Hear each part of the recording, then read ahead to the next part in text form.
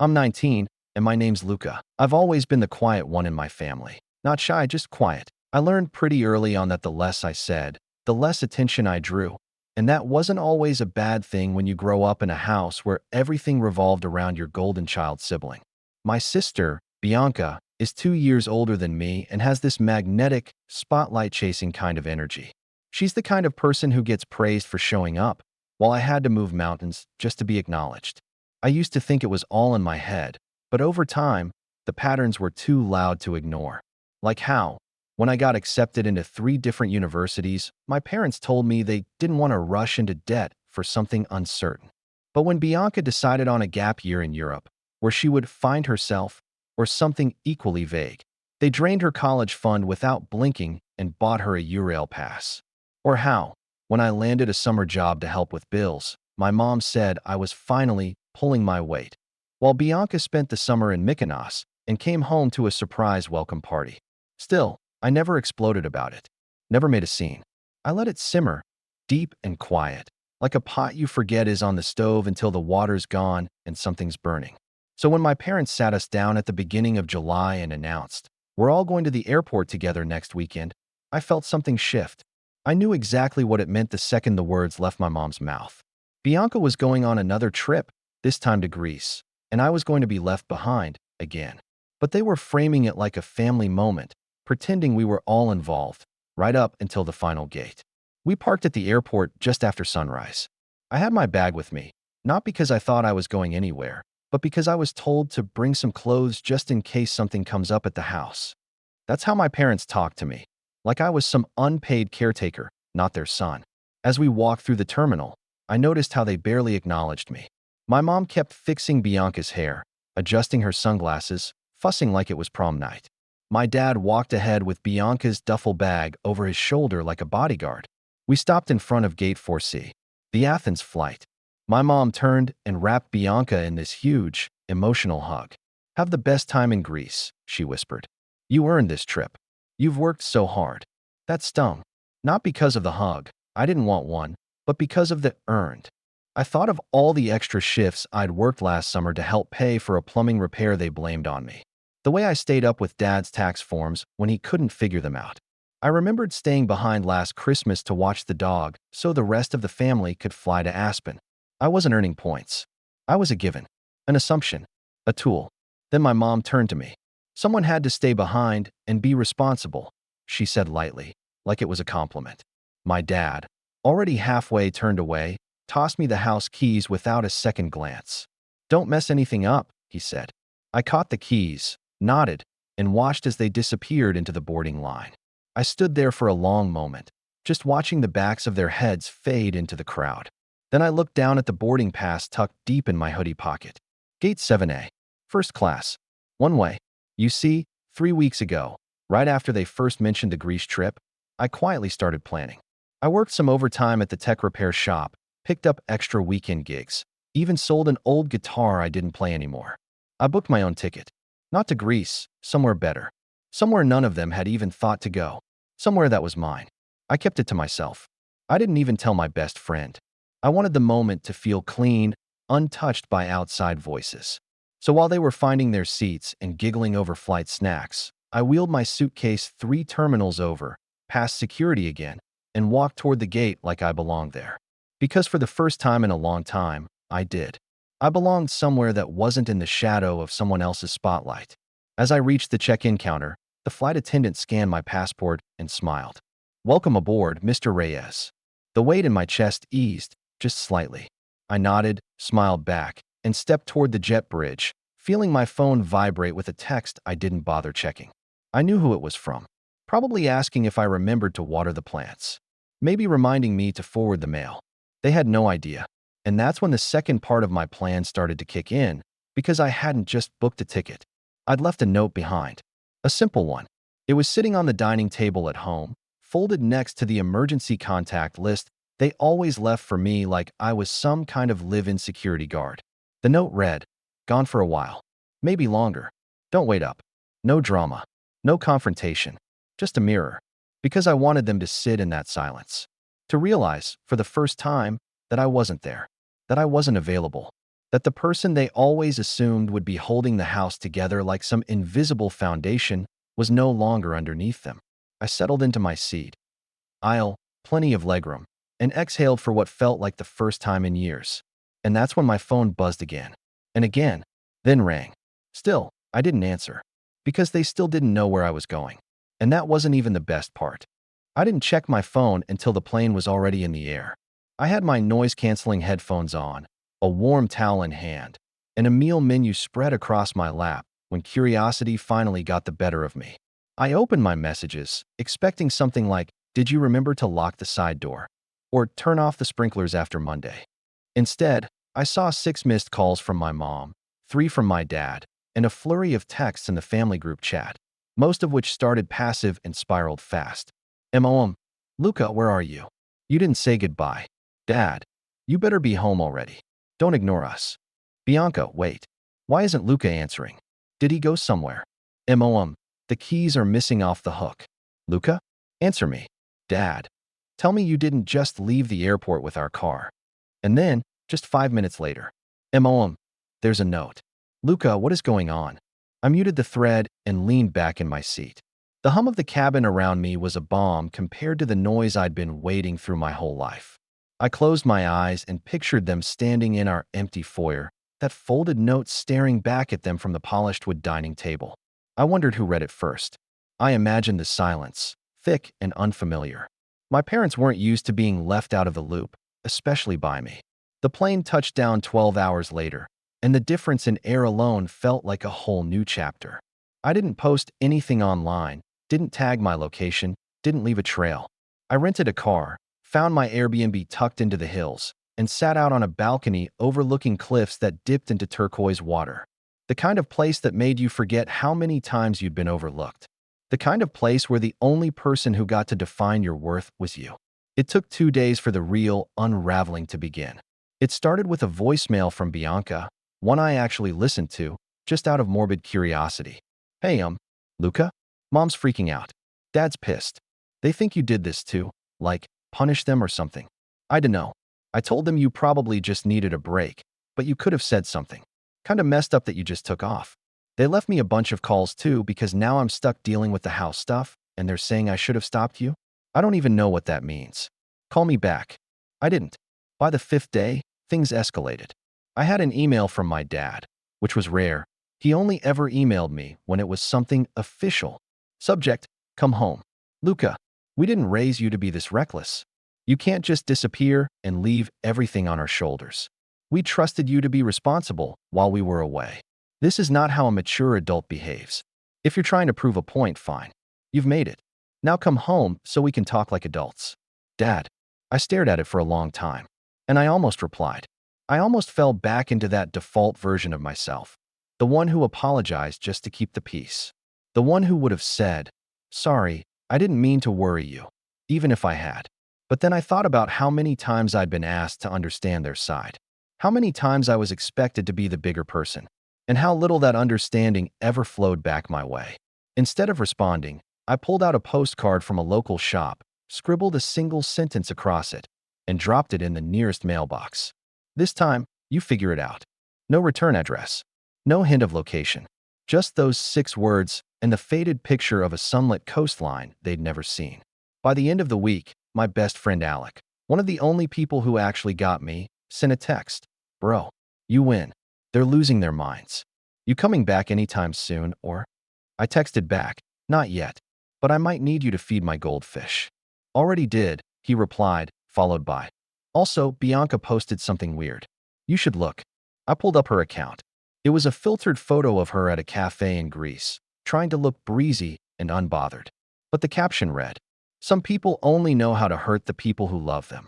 The comments were filled with emojis, vague encouragements, and a few questions like, what happened? And is this about your brother? She was trying to get ahead of the narrative. Spin it so that I looked like the selfish one. I didn't comment. I didn't post my own photo in response. But I did take one, a candid shot from my spot on the cliffs, coffee in hand, the ocean stretching into forever. I didn't upload it, just saved it. For me. Because something was shifting.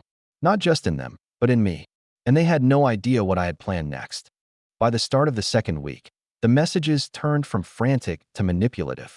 First came the guilt-tripping texts from my mom, the kind she used to send when I didn't immediately reply to her dinner invitations or when I said no to family outings to focus on school or work. Only this time, they were laced with urgency she hadn't shown in years. Luca, this has gone far enough. Your father is under a lot of stress. You're hurting this family. I didn't think you'd be so cold. We always counted on you. Is this how you repay us?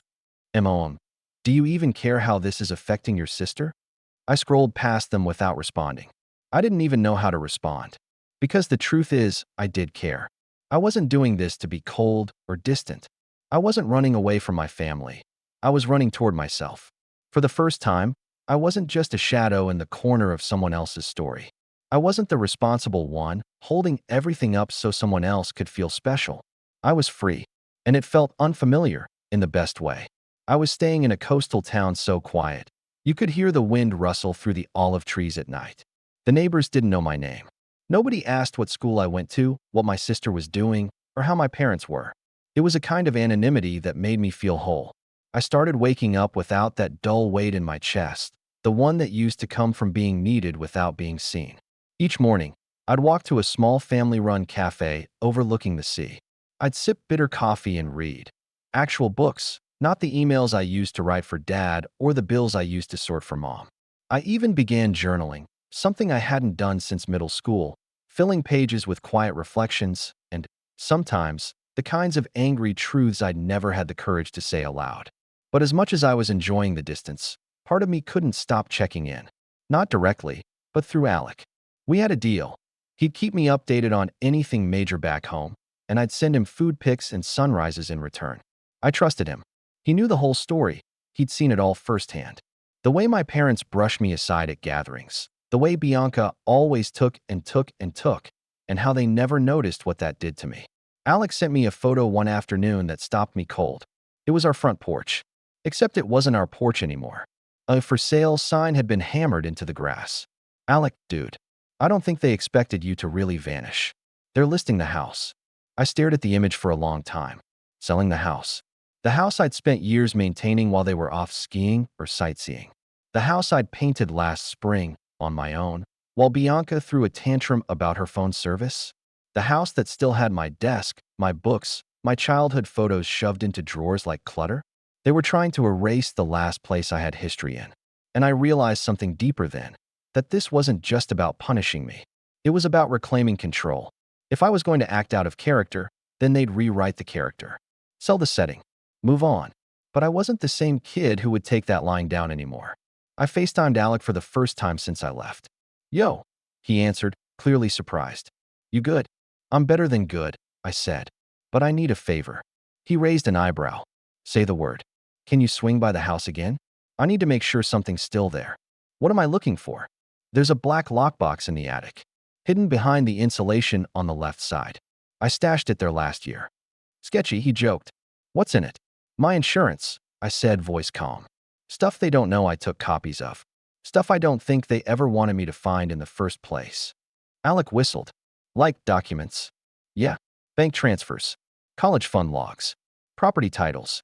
Things that don't add up when you look close enough. The screen went quiet for a beat. You think they hid money from you? No, I said. I know they did. I just never had a reason to do anything about it, until now. And suddenly, everything that had felt like distance turned into leverage. I wasn't just gone. I was finally in control of the narrative. And I had no intention of handing that power back. Not when I was this close to showing them what being forgotten really felt like.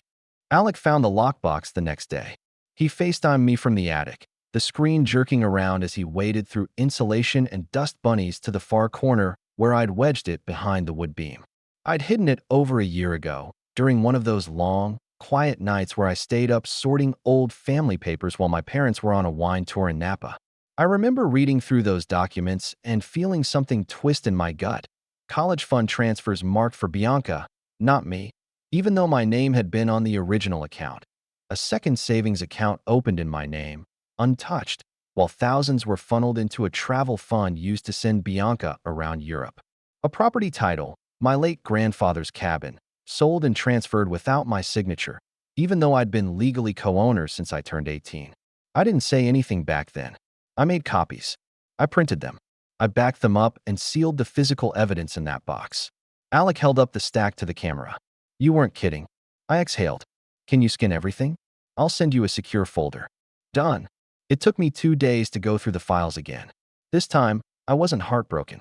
I wasn't even angry. I was focused. The betrayal was already accounted for. The documents were just receipts.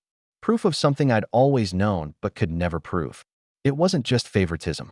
It was calculated neglect. I sent the files to a friend I'd met through work last summer, Sandra.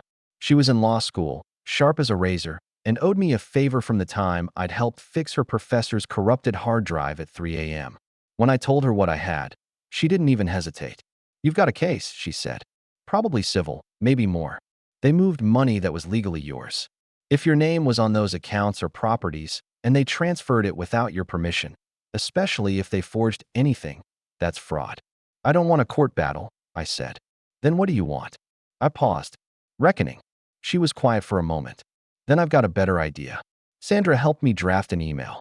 No threats. No yelling. Just a cold, clinical mirror held up to the truth. Every document was attached.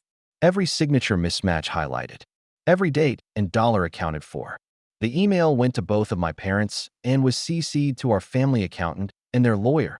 People they never wanted to see their dirty laundry. The subject line? Financial transfers concerning my name and estate rights. No emotion. Just consequences. I sent it at 9:12 a.m. local time. At 9:16, my mom called. I didn't answer. At 9:17, my dad texted. This is unnecessary. Let's talk. At 9:24, Bianca called Alec. Alec texted me. She's freaking out, saying you're trying to ruin the family. I replied, no, just telling the truth. By noon, I got an email back from my dad.